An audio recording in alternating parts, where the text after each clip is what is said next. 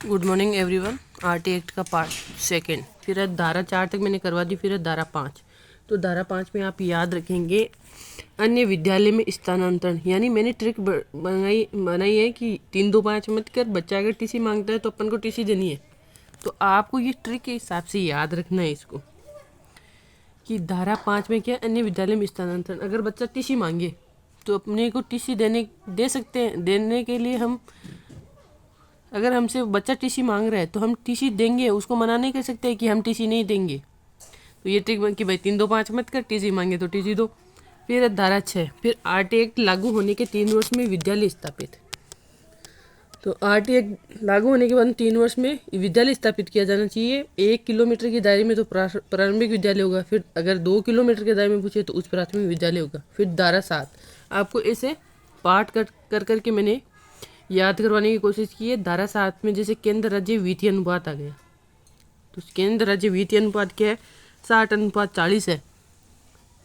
मैंने यहाँ लिखा नहीं है, लेकिन आपको मैं बता दूं केंद्र वित्त का अनुपात कितना है, 60:40 है। और पूर्वोत्तर राज्यों में पूछे तो 90:10 है। पूर्वोत्तर राज्यों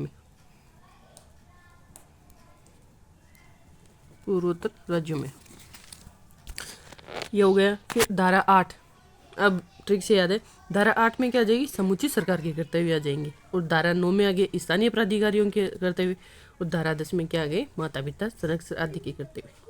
तो आपको याद रखना, धारा 8, धारा 9, धारा 10 ये कर्तव्यों से संबंधित है। तो धारा 8 में आ गए समुचित सरकार के, धारा 9 में स्थानीय प्राधिकारी के, और धारा 10 में आ गए माता पिता के कर्तव्य। हो गई याद। तो केंद्र राज्य का अनुपात 60:40 है, पूर्वोत्तर राज्यों का अनुपात 90:10 है। फिर है धारा 11। धारा 11 है आंगनवाड़ी से संबंधित, 3 से 6 वर्ष की आयु वर्ग के लिए है। तो आपको आंगनवाड़ी को बालवाड़ी भी कहते हैं अभी।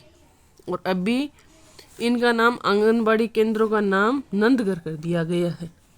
आंगनवाड़ी का नाम क्या कर दिया गया है, नंदघर, नया नाम।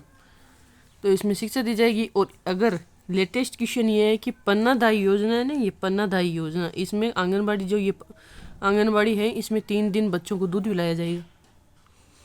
ये क्वेश्चन आया भी था कि पन्नादायी योजना किससे संबंधित है, तो ये आंगनबाड़ी से संबंधित है। इसमें बच्चों को दूध पिलाया जा रहा है। धारा 12, अब धारा 12 की है, इसमें जो निःशुल्क एवं अनिवार्य शिक्षा हेतु विद्यालय के उत्तरदायित्व है। तो आपको याद रखना है, जो ये 25% बच्चे हैं ना निजी विद्यालयों में फ्री, तो मैंने ऐसे याद किया कि जैसे 12 1 12, 12 2 24, 24 में 1 जोड़ दो 25% हो गए। ऐसे याद करनी है आपको भी। फिर है धारा 13। धारा 13 में है नो फीस। कोई विद्यालय इसका उल्लंघन करता है, अगर वो फीस लेता है तो प्रति व्यक्ति ली गई फीस शुल्क के कैपिटेशन शुल्क का